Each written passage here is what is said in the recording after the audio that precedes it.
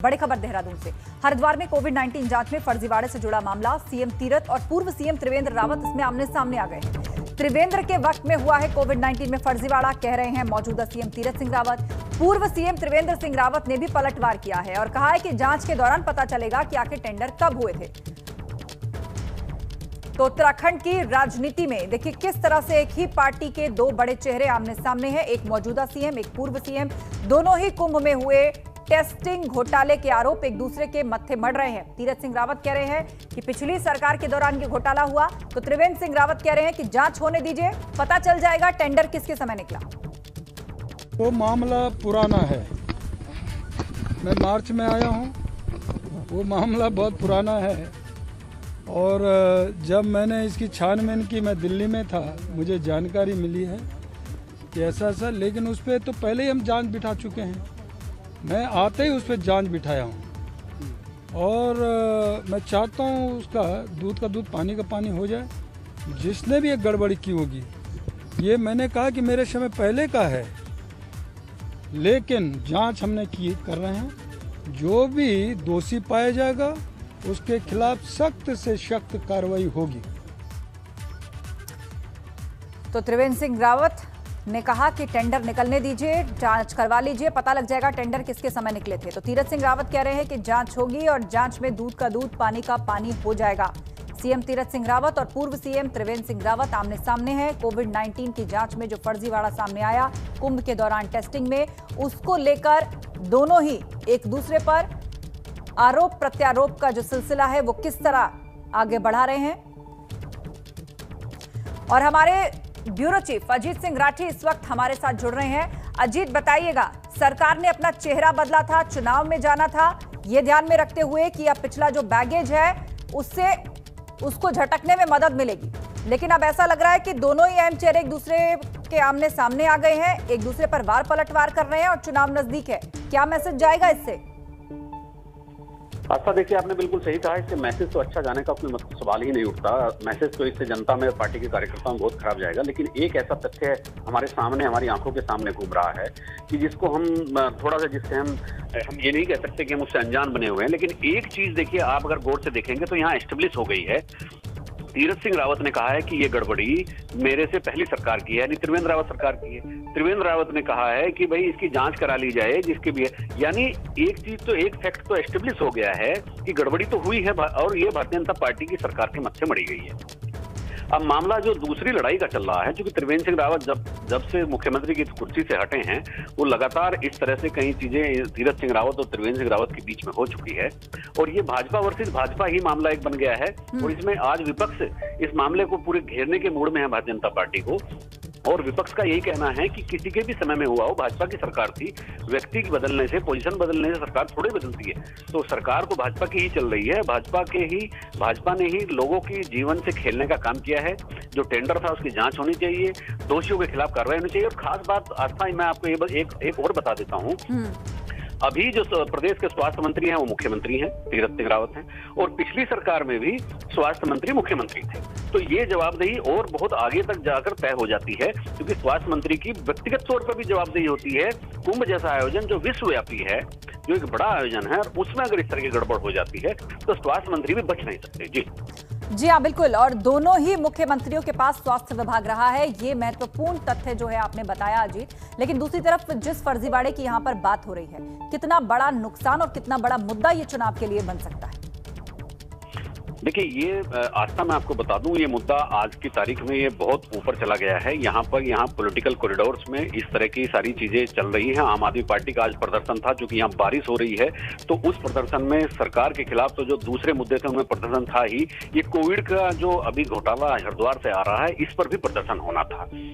Congress party इसकी पूरी तैयारी कर रही है और ये राजनीतिक तौर पर ये मुद्दा बिल्कुल सामने आ गया है। चुनाव में पक्का ये मुद्दा बनने जा रहा है। कांग्रेस और आम आदमी पार्टी इसको मुद्दा बनाएंगी और इस मुद्दे पर आगे बढ़ेंगी, क्योंकि ये देखिए एक ऐसा मामला है कि जब आप किसी के जीवन से खिलवाड़ करते हैं, एक ही रिडल से, एक ही चीज से कहीं के सैंपल ले लिए गए हों, फर्जीवाड़ा हो गया हो, कुंभ खत्म हो गया हो फिर भी आपके मोबाइल पर ऐसे कुछ मैसेज आते रहे कि आपका कुंभ में स्वागत है। 1 महीने बाद आपके मैसेज मोबाइल पर अगर ये मैसेज आता है कि कुंभ में आपका स्वागत है, आपकी जांच हो गई है, तो मतलब इसका मतलब अंदर खाने कहीं ना कहीं वो फर्जी जांचें फिर बाद में भी चलती रही।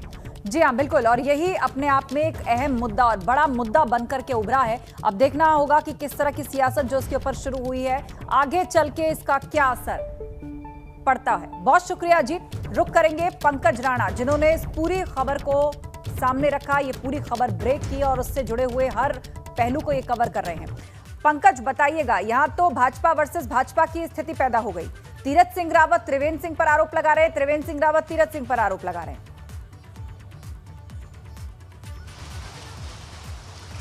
बिल्कुल आस्था, देखिए भाजपा वर्सेस भाजपा का ही मामला ये खड़ा हो गया है और मुख्यमंत्री का ये बयान देना कि ये उनके समय का मामला नहीं है, ऐसे में ये साफ कहा जा सकता है कि अपनी ही सरकार को घेरने की कोशिश की है, क्योंकि सरकार उस वक्त भी बीजेपी की थी और त्रिवेंद्र सिंह रावत मुख्यमंत्री थे।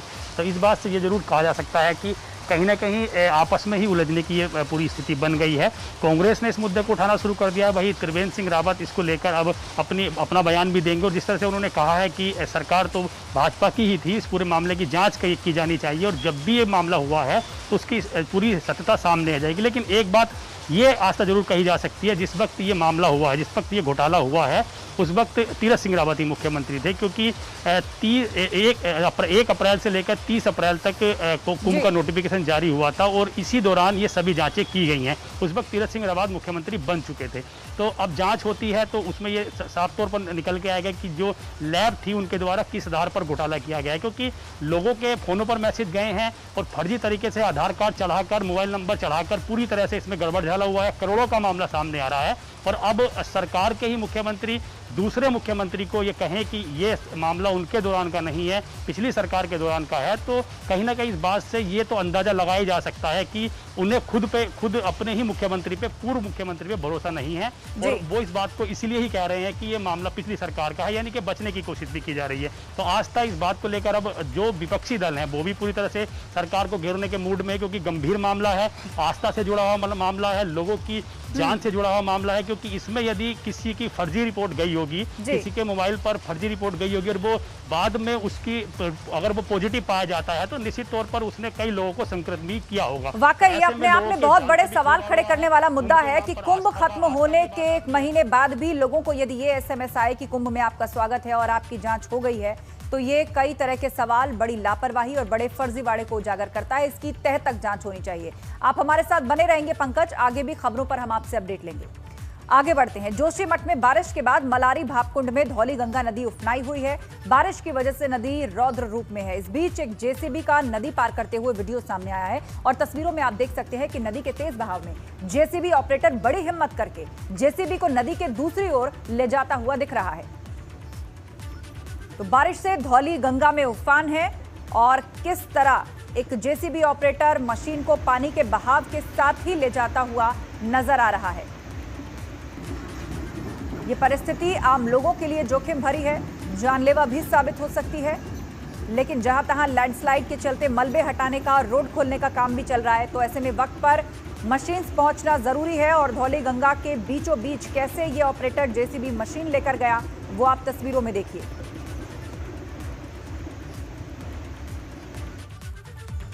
उत्तराखंड में 3 से 4 दिन तक हल्की बारिश का मौसम विभाग ने अलर्ट जारी किया। मौसम विभाग की माने तो आज पहाड़ी इलाकों में भारी बारिश हो सकती है, जिसमें पिथौरागढ़, चंपावत और नैनीताल जिले शामिल हैं। यहां मौसम विभाग ने भारी बारिश का अलर्ट जारी किया है और इसी के साथ देहरादून में हल्की बारिश भी शुरू हो गई। हालांकि मौसम विभाग का यह भी दावा है कि 20 तारीख के आसपास बारिश से राहत मिल सकती है। तो अगले 3-4 दिनों में उत्तराखंड में कुमाऊं क्षेत्र में अधिकांश स्थानों पर, जबकि गढ़वाल क्षेत्र में अनेक स्थानों पर हल्की से मध्यम वर्षा और गरज चमक के साथ वर्षा मिलने की संभावना है। 20 तारीख के बाद से जो है उत्तराखंड में वर्षण में कुछ कमी मिलने की संभावना है। अपडेट के लिए रुक पंकज राणा का। पंकज, भारी बारिश का अलर्ट है पहाड़ी इलाकों में भी, तो ऐसे में किस तरह की तैयारियां हैं, क्योंकि प्री मॉनसून शावर में ही लैंडस्लाइड्स का और नदियों के उफनाने का सिलसिला शुरू हो चुका है। बिल्कुल आस्था, देखिए प्रशासन ने पूरी तरह से तैयारी कर रखी है, लेकिन जिस तरह से सूचनाएं प्रदेश के अलग अलग हिस्सों से आ रही है उससे देखकर ये लग रहा है कि पर्याप्त व्यवस्थाएं नहीं थी, क्योंकि लगातार पिछले कई दिनों से मौसम विभाग अलर्ट जारी कर रहा है और आज के लिए तो भारी अलर्ट जारी किया गया था। मेरे पीछे की तस्वीरें दर्शक देख रहे हैं कि लगातार सुबह से राजधानी समेत जो प्रदेश के अलग अलग जिलों में लगातार बारिश हो रही है और ये आज के लिए सबसे ज़्यादा अलर्ट जारी किया गया था। खासकर पहाड़ी जिलों में कुमाऊं के पिथौरागढ़ और उसके बाद बागेश्वर और चंपावत जिले में, नैनीताल जिले में भारी अलर्ट जारी किया गया था। गढ़वाल के उत्तरकाशी, रुद्रप्रयाग, चमोली जिले में भारी अलर्ट जारी किया गया था। जिस तरह से आस्था पहाड़ी जिलों से सूचनाएं मिल रही हैं, खबरें आ रही हैं कि कई जगह जो नदियां हैं वो तेज बहाव के साथ बह रही हैं, उसके साथ साथ ही कई जगह पहाड़ों से मलबा आने से यातायात भी बाधित हुआ है। तो ये साफ तौर पर कहा जा सकता है कि प्री मानसून की जो बारिश है उसने भी हालात पूरी तरह से सरकार के सामने रख दिए हैं और कई तरह की दिक्कतें लोगों को सामने आने लगी हैं। आपदा प्रबंधन विभाग भी अपनी तरफ से एडवाइजरी जारी करता है, वो भी सभी जिलों को कहता है कि भारी बारिश की चेतावनी है तो पूरी तरह से सतर्कता बरती जाए। लेकिन जिस तरह से माहौल अभी नज़र आ रहा है, पिछले दिनों से लगातार एडवाइजरी जारी हो रही है और मौसम विभाग चेतावनी दे रहा है, उसके बाद भी पूरी तरह से पर्याप्त व्यवस्थाएं नहीं हैं। जिलों ने अपनी तरफ से व्यवस्थाएं नहीं की थी, जिसकी वजह से जो जिलों में पहाड़ी जिलों में बारिश हो रही है उसकी वजह से लोगों को दिक्कतों का सामना करना पड़ रहा है। राजधानी में भी सुबह से ही लगातार बारिश जारी है। जी हाँ, बिल्कुल। और हम तस्वीरों में भी देख रहे हैं कि आपके पीछे जो मौसम है वो हल्की फुल्की बारिश, बूंदाबांदी वहां शुरू हो चुकी है। बहुत शुक्रिया पंकज अपडेट के लिए। आगे बढ़ते हैं कोटद्वार से अगली खबर। खाई में वाहन गिर पड़ा, हादसे में 3 लोगों की मौत हो गई। द्वारी खाल ब्लॉक के सिलोगी जाखड़ी खाल अमोड़ा रोड पर यह हादसा हुआ है। एक वाहन खाई में जा गिरा है और इस हादसे में 3 लोगों की जान चली गई। 3 लोगों की मौत हो गई है, एक वाहन खाई में गिर पड़ा। द्वारी खाल ब्लॉक के सिलोगी जाखड़ी खाल अमोला रोड पर यह हादसा हुआ है। कोटद्वार में 3 लोगों की मौत हो गई। इस हादसे में एक वाहन खाई में जा गिरा।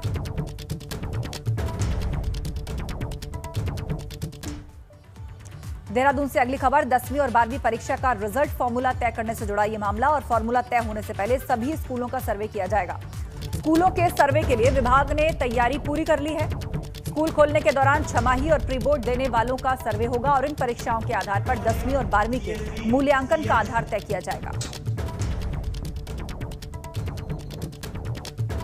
पंकज राणा से इस पर अपडेट लेते हैं, फोन लाइन पर हमारे साथ जुड़ गए हैं। पंकज, उत्तर प्रदेश में भी पहले सर्वे किया गया था, उसके बाद ये फॉर्मूला बनाया गया कि किस आधार पर मार्किंग होगी, तो अब उसी की शुरुआत उत्तराखंड में भी होने जा रही है। यहां पर भी सर्वे होगा, किन बातों का ध्यान रखा जाएगा?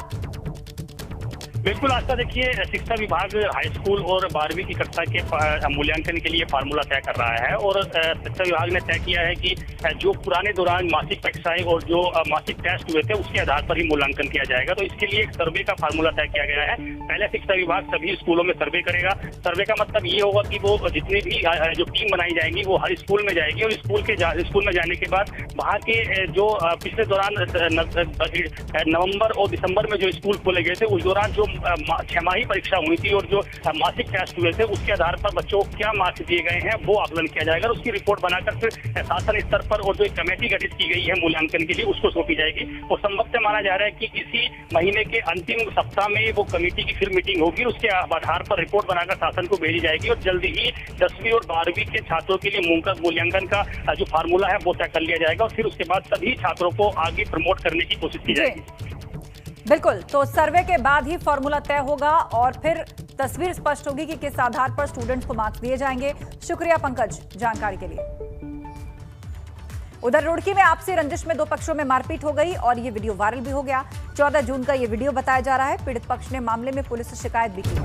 गंग नहर कोतवाली क्षेत्र का ये मामला है। आपसी रंजिश में 2 पक्षों में मारपीट हो गई है। ये देखिए किस तरह आपस में भिड़ गए कुछ लोग। मामले की शिकायत पुलिस तक जा पहुंची है। ये सीसीटीवी में रिकॉर्ड हुआ है पूरा मारपीट का प्रकरण। महिलाएं भी हैं, बीच बचाव करती हुई नजर आ रही हैं। और देखिए किस तरह आपसी विवाद में एक शख्स को घसीटकर घर से बाहर निकाला गया और फिर लात घूंसे उसको मारने चालू किए गए। ये महिला उस व्यक्ति को बचा रही है लेकिन कुछ और लोग इस बीच आ जाते हैं। ये पूरा वीडियो इस वक्त वायरल हो रहा है। ऋषिकेश से अगली खबर। आज ट्रांसपोर्टर निकालेंगे पदयात्रा। परिवहन महासंघ के बैनर तले पदयात्रा निकालेंगे। ऋषिकेश से सीएम आवास तक निकालेंगे पदयात्रा। इंद्रमणि चौक से रानी पोखरी होते हुए पहुंचेंगे डोईवाला। डोईवाला में रात्रि विश्राम करेंगे प्रदर्शनकारी। तो ऋषिकेश से सीएम आवास तक पदयात्रा निकाली जाएगी। इंद्रमणि चौक से रानी पोखरी होते हुए पहुंचेंगे डोईवाला।